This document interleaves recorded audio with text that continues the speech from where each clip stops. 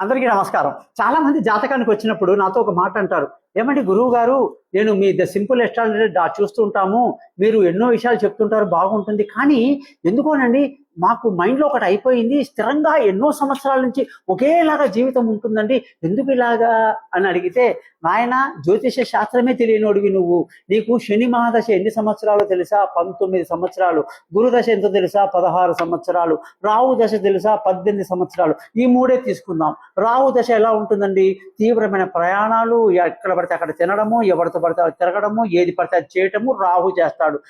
గురువు ఏం చేస్తాడు? స్థిరంగా ఎక్కడేసిన గొంగలు అక్కలాగా దూరంగా పెట్టి ఆచార వ్యవహారాల మీద ఎక్కువ కాన్సన్ట్రేషన్ చేయిస్తాడు. శని ఏం చేస్తాడు? సుఖభోగాలు, ఎక్కువ ఆనందాన్ని ఇస్తాడు. ఇలాగా ఆ లాంగ్ పీరియడ్ని పట్టుకొని నాకు ఇలాగే ఉంటుందని చాలా అమాయకంగా అంటారంటే ఇది దశ అన్నమాట. దశ వల్ల అలా ఫీలింగ్స్ వస్తుంది. అప్పుడప్పుడు మన దశ ఏంటో చెక్ చేసుకోవాలి. ఇలాంటి విషయాలు తెలుసుకోవడానికి నన్ను కాంటాక్ట్ చేయండి. మీ గోపాలయ్య గారు. నమస్కారం.